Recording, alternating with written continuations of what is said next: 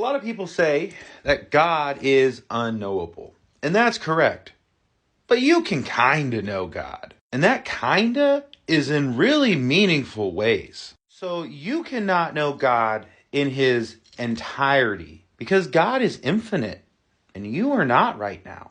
The thing about something that's truly infinite is that any one part, no matter how large and grand it seems, in comparison to the whole, to the infinite whole, doesn't matter how big it is so small it's practically nothing. So relative to you in your human life, you can know a great deal about God, but ultimately, relative to God, you know nothing. Yet another example of how contradiction can actually kind of solve itself. That makes perfect sense.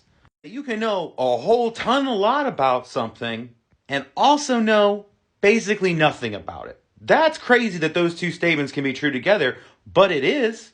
And that might seem like a bad thing because you've been conditioned to look for the finish line, to have this act of completion be the thing that makes something valuable. But this is actually better because God being infinite like that, your inability to ever fully wrap your head around God means that you can spend a lifetime trying to and making progress every single day. It's a cup that never runs out, you and your relationship with God throughout your whole life. And then when you're not you anymore, you have opportunity to grow even beyond how you're limited now. And it just keeps going forever. That's how infinity works. You get an infinitely progressive relationship with your creator, with God, with all there is, with infinity.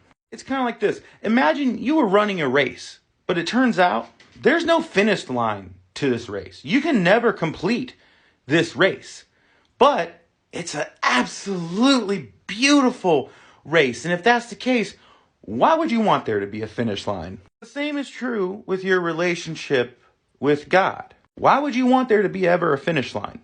Do not despair that there's not a finish line. It's a very good thing. It's the best way it can be, and that's why it is the way it is.